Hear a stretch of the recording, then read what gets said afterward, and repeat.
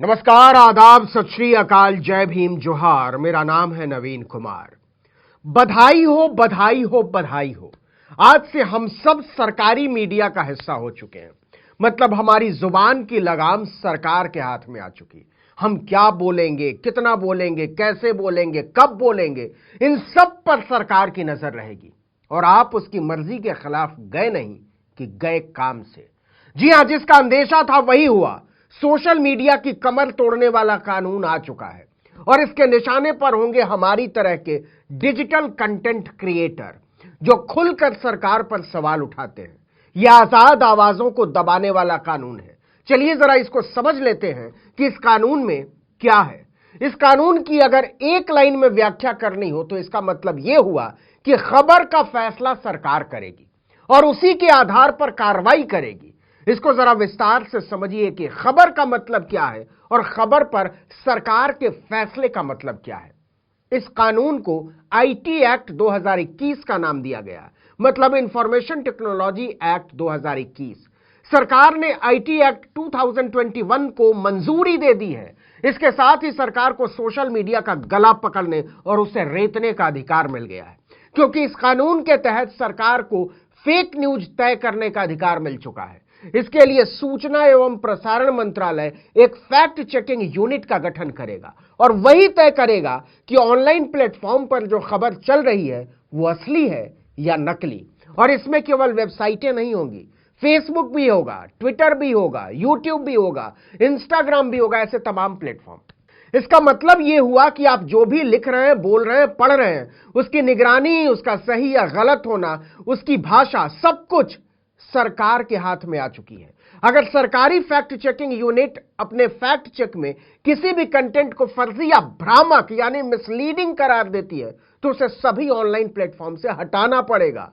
और ऐसा नहीं किया तो थर्ड पार्टी को मिला हुआ सेफ हार्बर खतरे में पड़ सकता है। इस थर्ड पार्टी और सेफ हार्बर को भी समझ लीजिए। जैसे मैं कंटेंट बनाता हूं तो मैं फर्स्ट पार्टी हुआ, आप जो इसे देख रहे हैं सेकंड पार्टी हुए, और हम दोनों के बीच में यूट्यूब या फेसबुक या ट्विटर या इंस्टाग्राम थर्ड पार्टी है।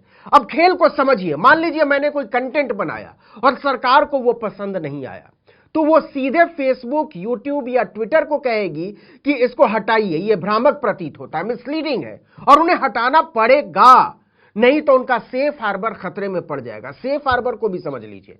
फेसबुक और यूट्यूब तो कोई कंटेंट बनाते नहीं है खुद से, इसलिए किसी भी कंटेंट के लिए सरकार उन्हें अभी तक सीधे तौर पर जिम्मेदार नहीं मानती थी। वो गला पकड़ती थी कंटेंट क्रिएटर का। जैसे अगर मैंने वीडियो बनाया कोई तो मेरा, लेकिन अब नए आईटी एक्ट में यह छूट खत्म कर दी गई है। किसी भी वीडियो, ऑडियो, लेख, पॉडकास्ट या यहां तक कि नेताओं के भाषण को प्लेटफॉर्म देने के लिए उन्हें भी जिम्मेदार ठहराया जाएगा। तो होगा क्या कि सेफ हार्बर खत्म होने की वजह से फेसबुक या यूट्यूब किसी कानूनी पचड़े में पड़ने से बचेंगे।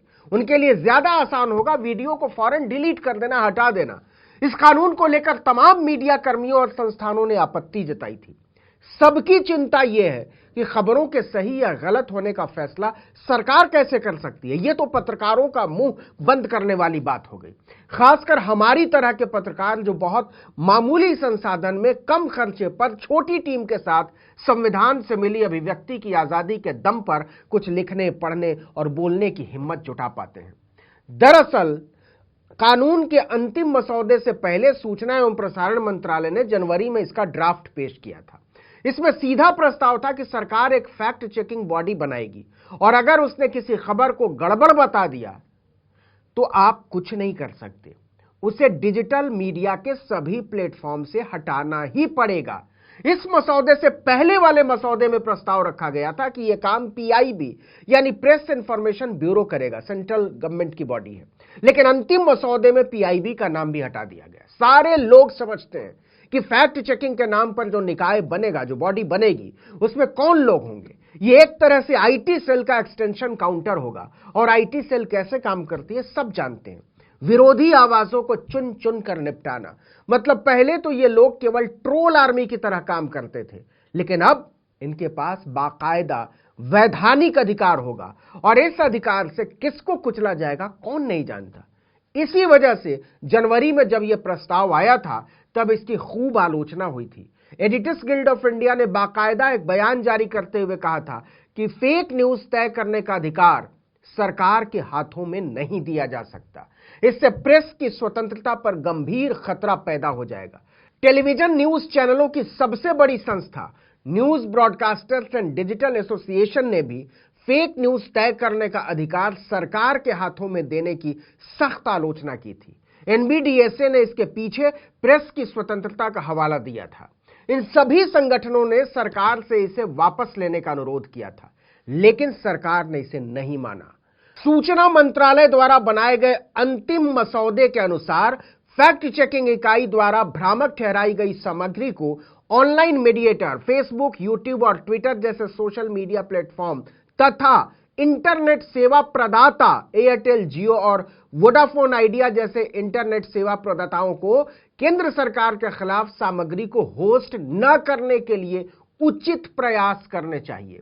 इस मसले पर नागरिक संगठनों, पत्रकार संघों और मीडिया संगठनों ने एक सुर में कहा कि यह मीडिया का गला घोटने वाला कदम है। इंटरनेट फ्रीडम फाउंडेशन ने एक बयान में कहा कि नया नियम अभिव्यक्ति की आजादी के मौलिक अधिकार को कम करता है, जिसका असर न्यूज चैनलों, पत्रकारों और कार्यकर्ताओं पर पड़ेगा।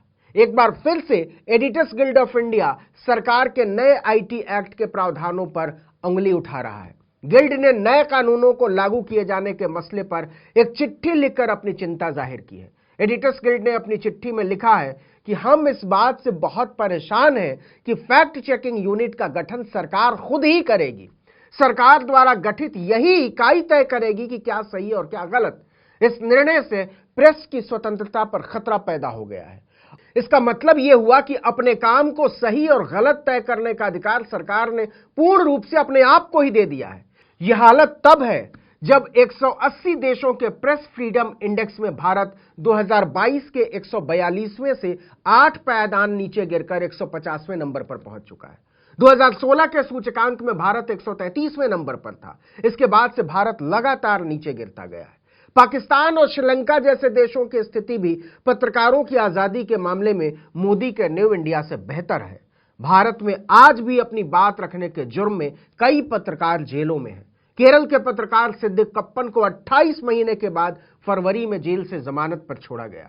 विश्व प्रेस स्वतंत्रता दिवस के मौके पर रिपोर्टर्स विदाउट बॉर्डर्स और 9 अन्य वैश्विक मानवाधिकार संगठनों ने एक बयान जारी करके कहा था कि हम भारतीय अधिकारियों से पत्रकारों और ऑनलाइन आलोचकों को उनके काम के लिए निशाना बनाना बंद करने का आग्रह करते हैं। भारत सरकार को विशेष रूप से आतंकवाद और देशद्रोह कानूनों के तहत उन पर मुकदमा चलाना बंद कर देना चाहिए।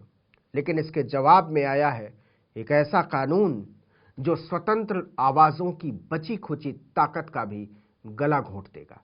इस वीडियो में इतना ही, लेकिन अगर आपने आर्टिकल 19 इंडिया को अब तक सब्सक्राइब नहीं किया है तो फौरन कीजिए, बेल आइकॉन दबाइए, घंटी जैसी आकृति, लाइक कीजिए और कमेंट करके बताइए हमारा वीडियो आपको कैसा लगा। यूट्यूब पर देख रहे हैं तो सब्सक्राइब जरूर कीजिए, फेसबुक पर देख रहे हैं तो हमारे पेज को लाइक जरूर कीजिए और कमेंट करके, लाइक करके हमें बताइए जरूर हमारा वीडियो आपको कैसा लग रहा है।